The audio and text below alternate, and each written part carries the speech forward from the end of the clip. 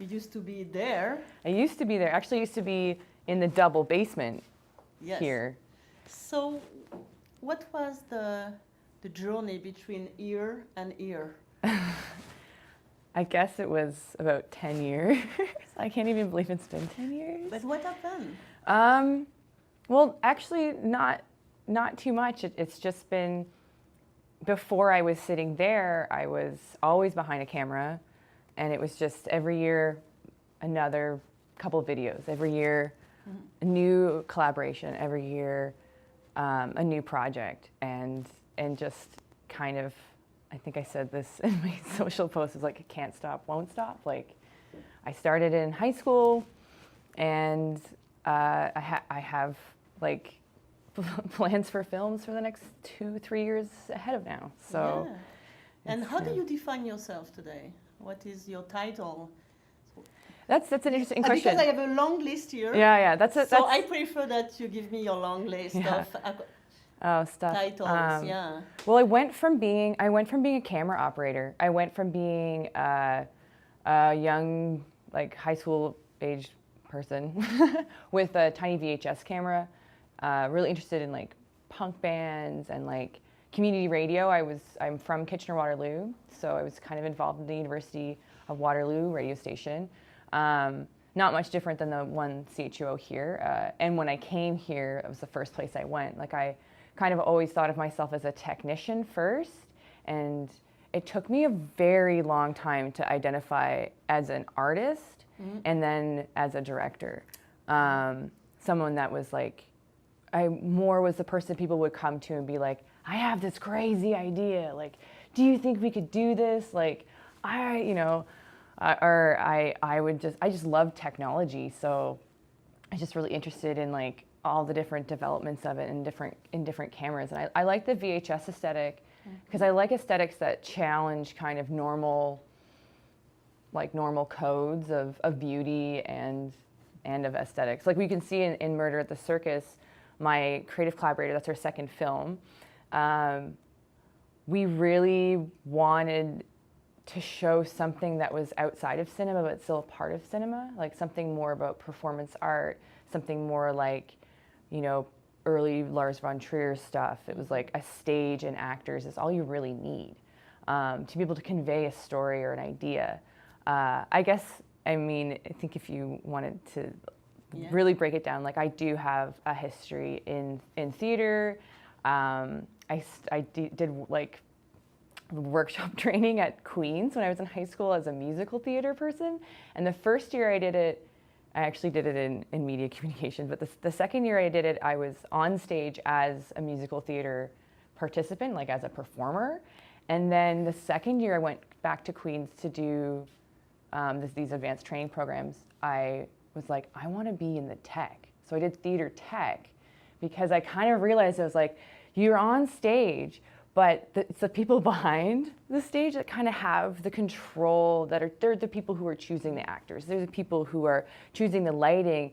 And I was really interested in like lighting boards and that kind of maybe comes back to my history of like my father was a lighting director at the Banff Art Center in Alberta, and my mom was the set designer and the head of wardrobe and costume design for like large operas.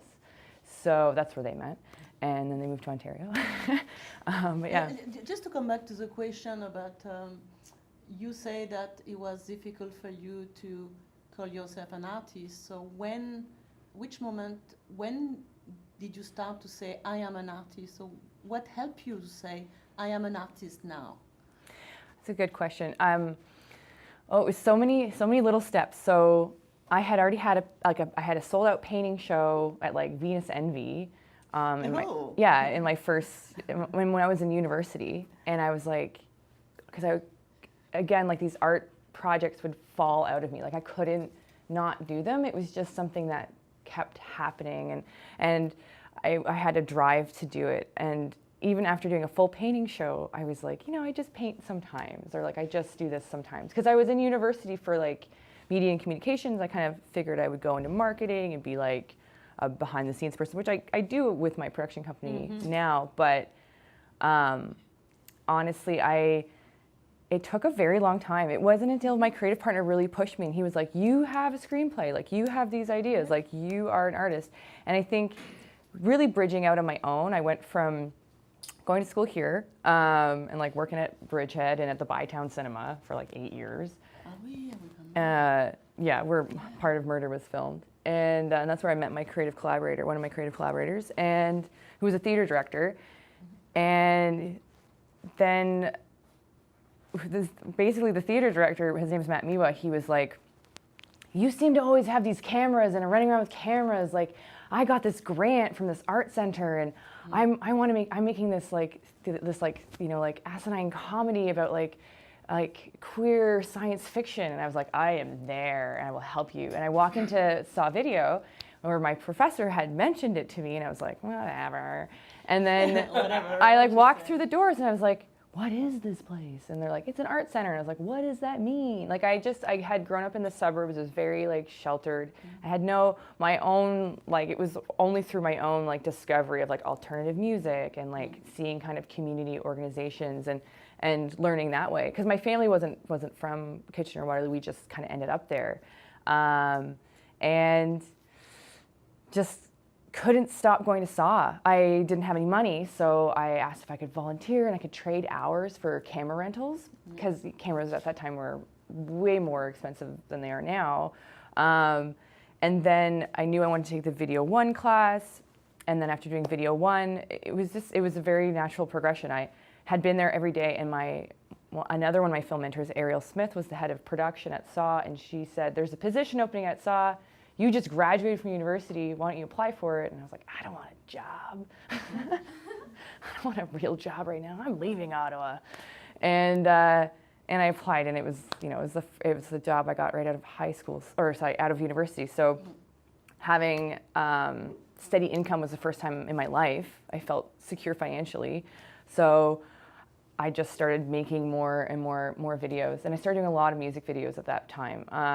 And because I started doing music videos, a record label took notice, and they kind of headhunted me out of Saw Video. They were like, "Come to the music industry; it's so much better." And it kind of was. It's just different. And I always just loved music, and I'm a musician too. So like.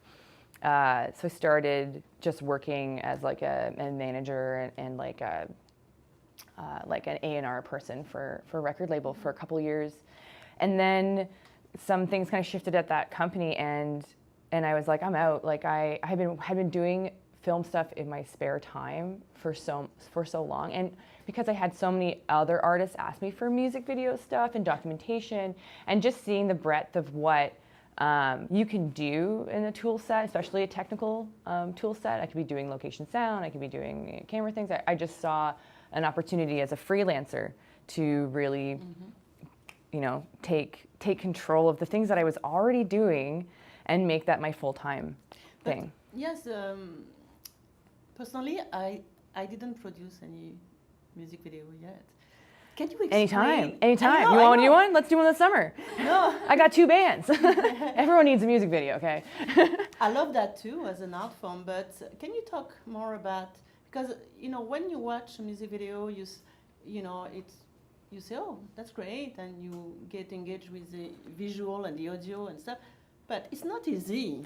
It's not easy. It's easy to direct a music video. No. Can you explain the challenges of a music video? Yeah, music videos are so interesting, and I was explaining this to an artist yesterday, just talking about what it is you're using these visual tools for. For me, it's something that comes out of me. I must do it. I must make this video. Other times it's like we need a promotional element to promote a new album. And we also want it to be artistic. That's kind of a nice point when you can be artistic and they pay you. That's great. But I was drawn to music video. Well, I guess I was always doing music videos. I love short format. So short filmmaking is like, I have 2 festival pieces that are out right now. Murder is one of them. I have another one called Everyday Love. That's like much more like traditional cinema. And I have another one in the can called Drab. But yeah, music videos, it really depends what people are looking for in the end of them. My other film mentor, Emily Pelstring, who teaches cinematography at Queen's, and she got me really going with music videos. We did a bunch of US Girls videos. I don't know if you guys know US Girls. They're amazing. You should check them out.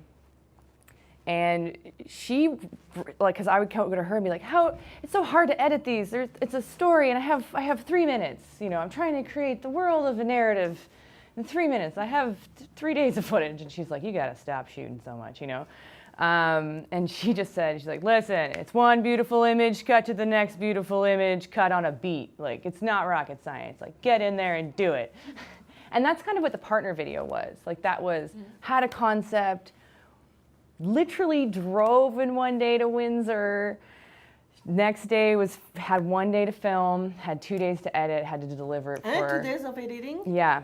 And so I've gotten to a point where I can just go, and I can really, I know what I'm looking for, you know, like I know what images are going to kind of capture people's attention. I can do it quite quickly.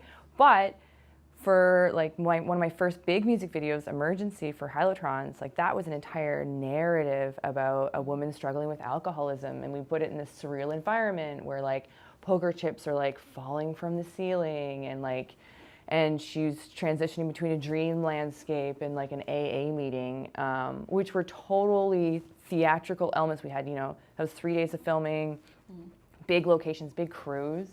And that was very hard to edit because it was so how many days of editing? I'm very curious because some students in video too, they want to do a music video and they don't realize. Oh, it can take a week. It can take a week, huh? It could take a week. Because I work on small budgets, I don't make it take that long because my time is money, and I gotta keep things working through. So I do these fast edit things. I don't super like to work like that, but it does depend on the project and the scope of the project. I love super simple music videos that just have a really good concept and it can be like done in one take or something really interesting like that. Yeah, I'm just really drawn to music videos. I mean, did everyone see the new Beyonce music video? She filmed in the Louvre. Like, no one has ever filmed in the Louvre before, and like, these guys did that, and like, or the Childish Gambino, This Is America. Like, that changed the face of like every professor in like social justice was like, I have something to teach from. Like, it's every frame in that video is like, this is the history of this. This is the history of this concept. This is why this visual is important. This is what the background character here means. This is what it means in traditional Greek theater. Like, really, really dynamic like messaging there, and like just super duper well done. Simple, like, and that's supposed to be kind of like a one-take video, but you can see the breaks in it, you know.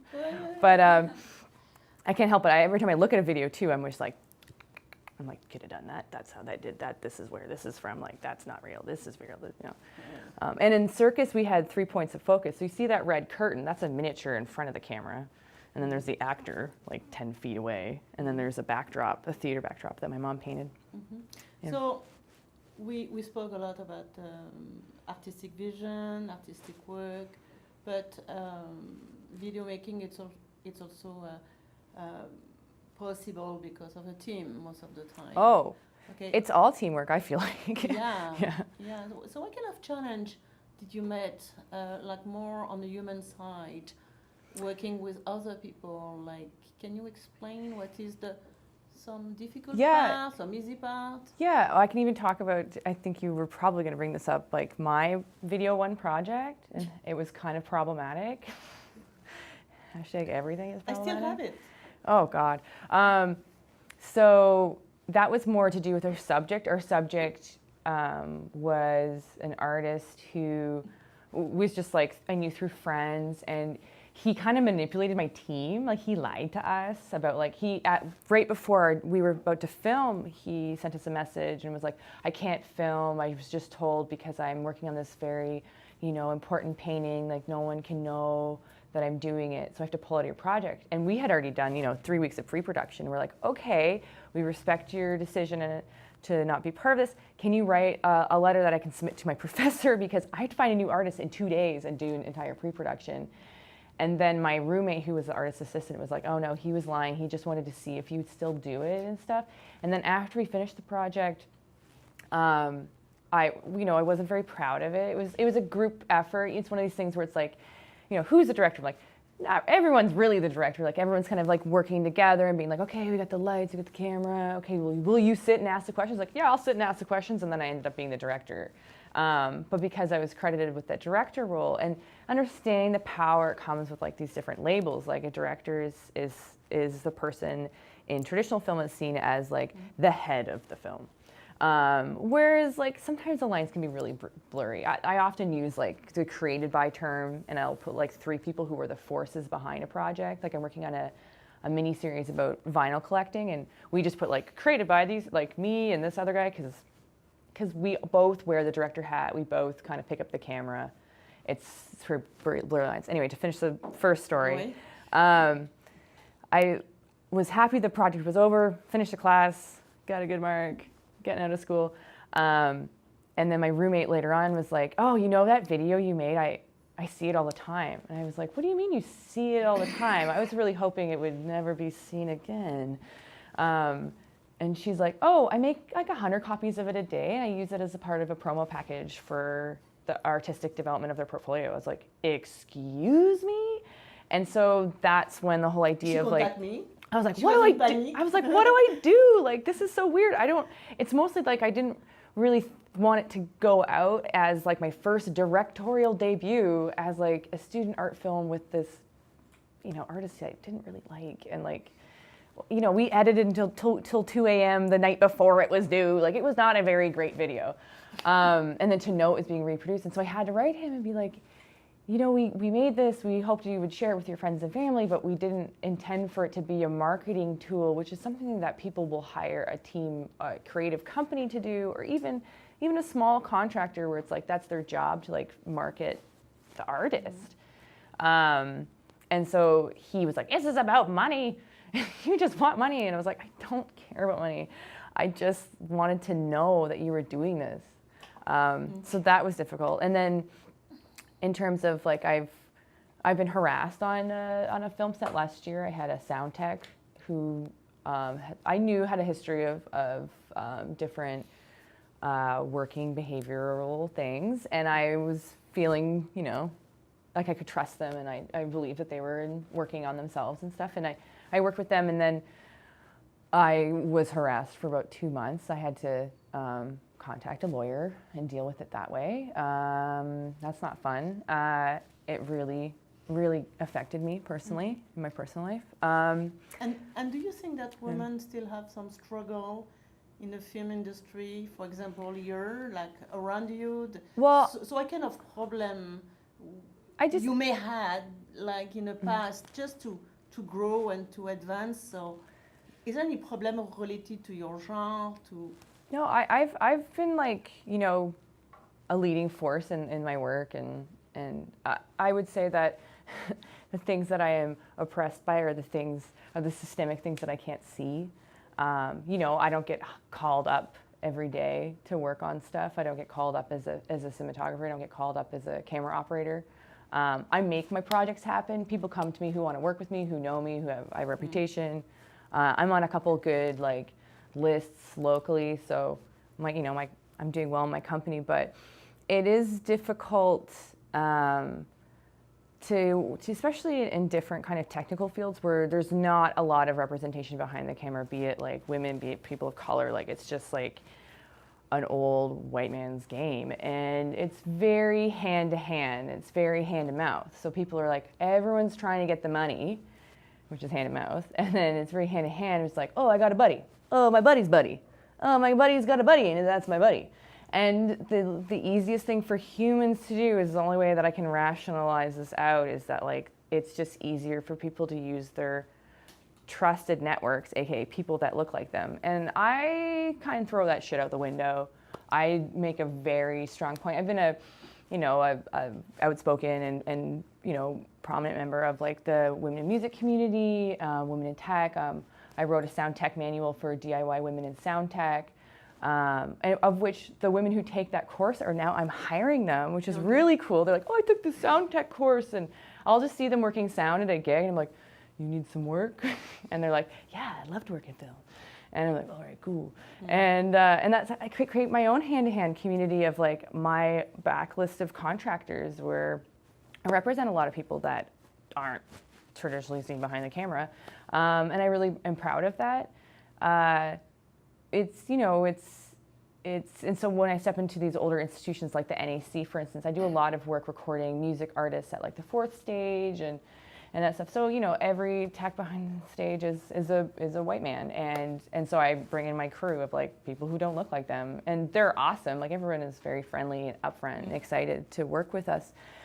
But we're not going to get a call later that week being like, hey, saw you, let's work together. Like I get my own gigs and I barrel through, but yeah, and I also founded a program for video tech for young girls. It ran in tandem with Rock Camp for Girls. Now it's running in tandem with Girls Plus Skate 613, which is really cool. They're making skateboarding music videos. I was like, I'm going to residency, so I was supposed to teach it, but I can't. But I just think that would be the most fun ever. Is like, I made a fun like ladies skate music video 2 summers ago. Super fun. I love skateboarding. Yeah. So I would like to know now more about your current projects and the future projects. So what's it on the plate? So I'm working on a mini-series, like a web-based mini-series about vinyl collecting, and it's part travelogue and part game show. So we give 2 DJs $50, 24 hours, and then we kind of follow them around different cities. So we've done it here, it's our pilot. We've done it in Montreal. We have Toronto slated, and we have New York slated. And those are, we film for 2 days, just get as much as we can, and then we edit it. And so the impetus of the game show is to actually go into these different locales and like find out the best record shops, talk to those record shop owners, talk to the community radio hosts, talk to the old DJs. What was the genre that this area is known for? Like in Montreal, we went to try and unearth like classic Quebec disco. So we talked to these DJs from like the 70s and the 80s. It was super, super interesting. So keep your eyes and ears peeled for Dollar Bin DJ is the name of that project. I'm working on a local profiling series called Our Athenas, and it's to highlight the work of local self-identified women, which I think they might open up. And so that's an interesting, like, they're just like picture profiles of like, the first one was about a florist who did all the plants on the wall at Black Squirrel, if you've seen those. She does arrangements and just her day-to-day stuff. But we recently featured Marissa Gallimette, who used to be a filmmaker, but has transitioned into making large textural piece, like installation sculptures.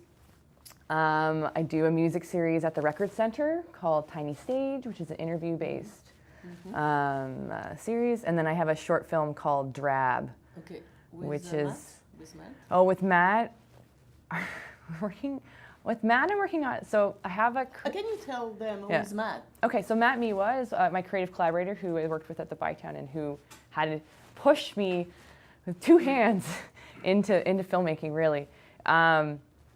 Because he's so afraid of cameras. He came to me, he's like, I don't want to touch a camera. I don't know what they do, but he's a director and he loves the stage.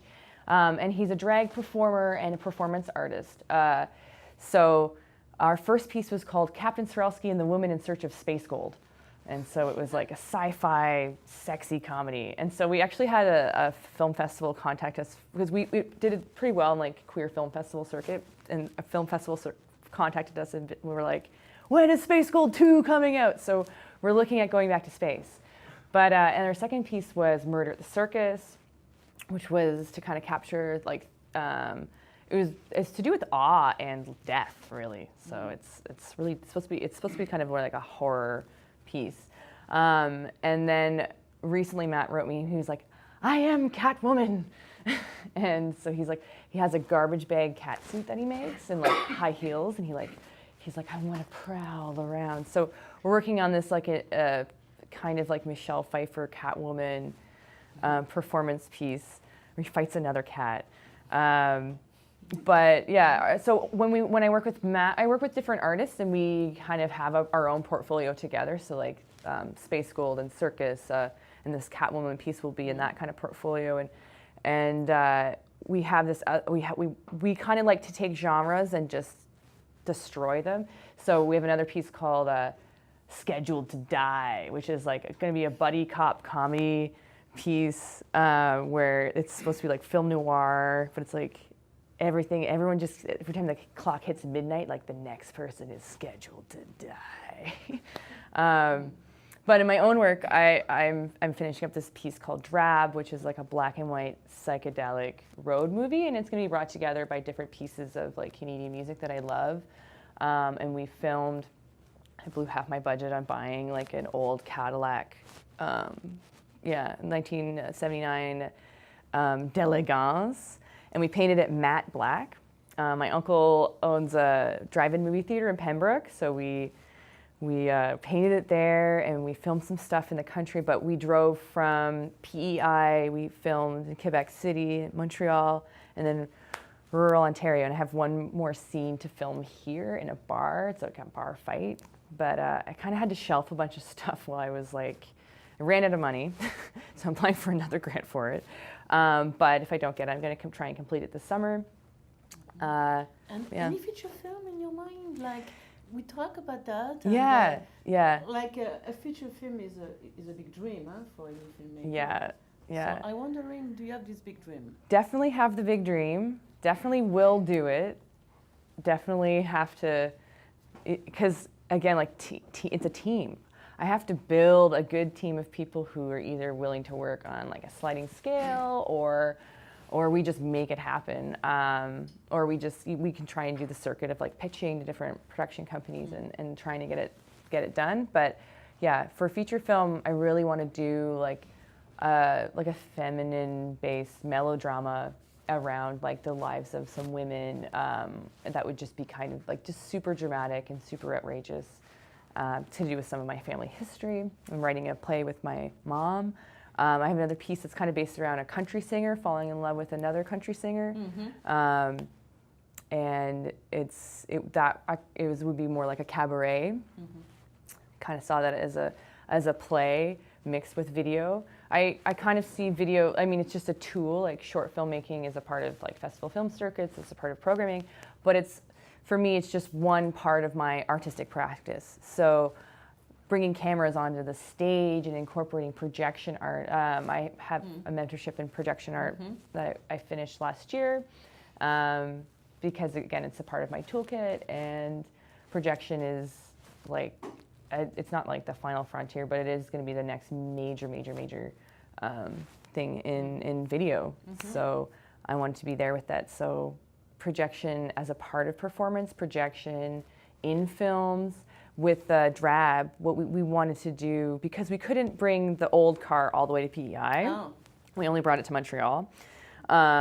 We filmed a lot of the landscapes and a lot of like the roadways, and then we did the classic Hitchcock trick of we projected that footage, we put the car in front of it in this big old parking lot, and we filmed it. That was an interesting tech challenge because it was new to have these higher powered digital projectors with a digital sensor camera, because we were using the new camera at the time was Blackmagic, and then we were receiving really strange video feedback, and I was like, it was the last day of filming. I thought I was going to lose my mind. Like, it was like the worst thing. I was like, this is the end, you know?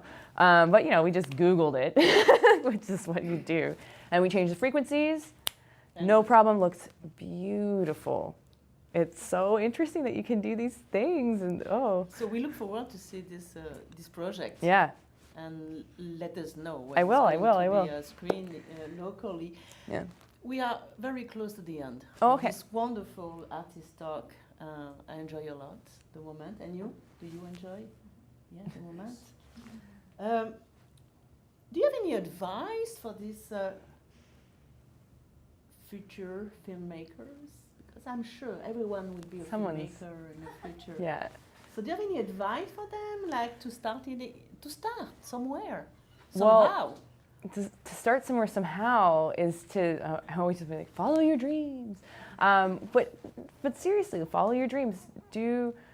Don't stop. Just keep going. If you encounter a challenge, overcome it and do something else. Try something new. And if you have an idea, remember that everyone else's idea that you see on the screen is not that it's so much better than your own, it's just that they haven't heard your idea yet. You know, like your ideas are just as good as anybody else's. They just have access to these different tools and mechanisms, but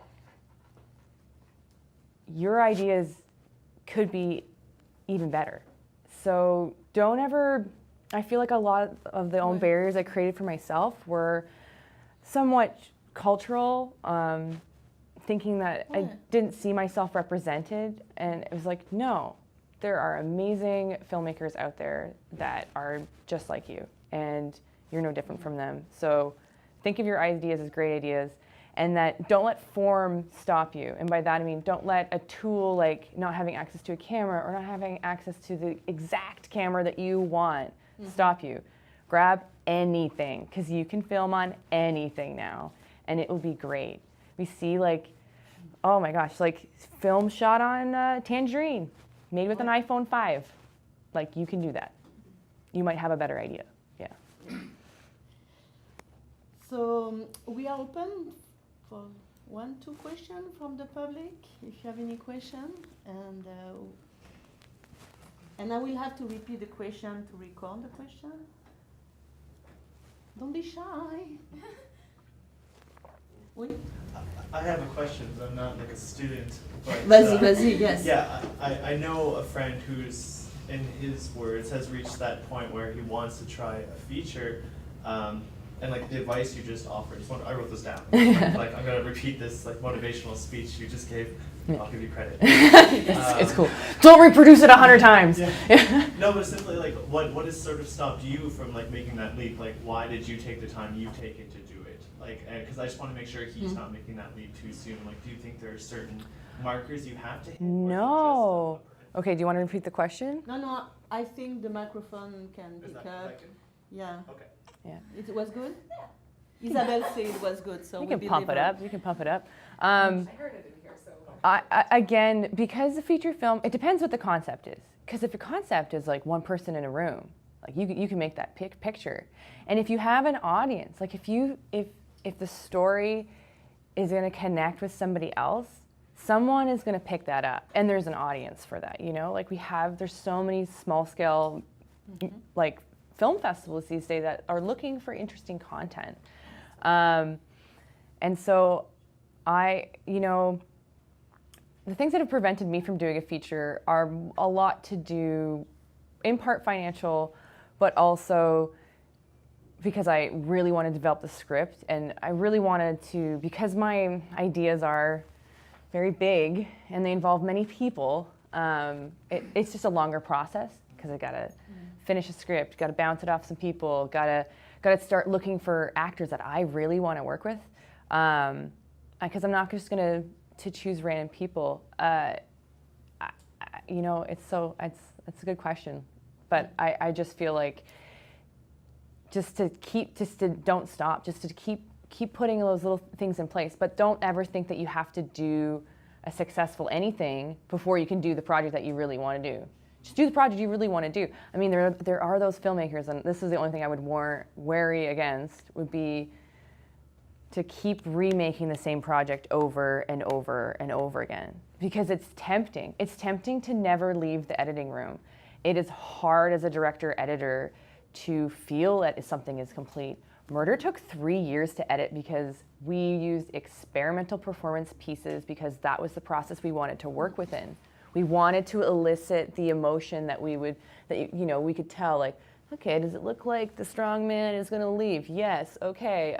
Is the fortune teller, looks like she's got that look. Like, we did these emotional performances, and we had to sit with the actors, because Matt has a really specific process. He wanted to work with non-actors because he was sick of he would yell these things on set, and I would be like, what the fuck, dude?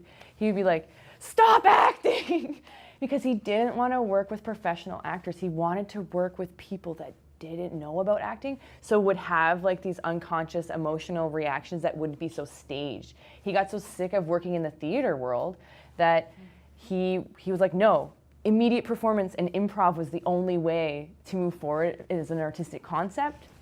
That's him. But yeah, don't get stuck in the same idea. I would say, is just go for it. Yeah. Do we have another question? Merci, Lesley. Thank you. Do we have another question? No? So, merci beaucoup, ma chère. Thank you. Yes. Bisous. All right. Have a good day, everybody.